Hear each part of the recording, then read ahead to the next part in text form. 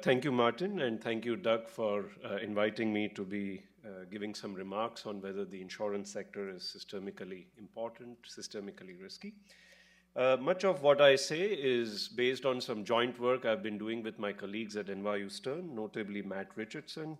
In fact, there's a book coming out of NYU Stern called Modernizing Insurance Regulation, and some of the things I'm going to talk about today are from a chapter based in that book.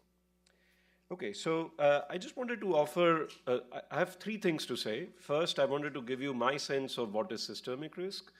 Two, why on many measures of systemic risk, the insurance sector looks comparable to the banking sector. And three, even if one gives some credence to the argument that the insurance sector is different, why there are three recent trends in the insurance sector that make me pause when someone says that the insurance sector is not systemically risky like banks. Okay, so those are the three things hopefully I can accomplish. Okay, so what is systemic risk?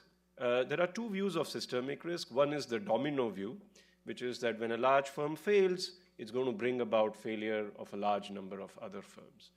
There's another view, which is so this view, the contagion view, is I call as the micro-prudential view. It's focused on one entity failing, causing a contagion.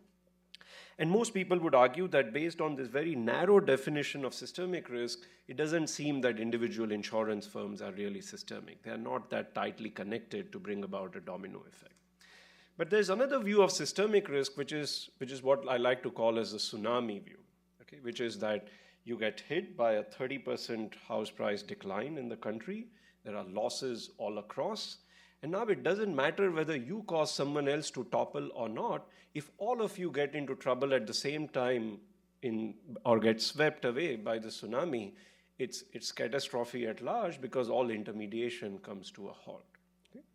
Now these two views are not necessarily separate from each other. The second view I like to think of as a more macro view rather than an individual entity view. In fact, the macro view can amplify the micro view, which is that if you have a large firm, a connected firm failing when there is a tsunami, it's going to be much worse. The domino effect is going to be much worse.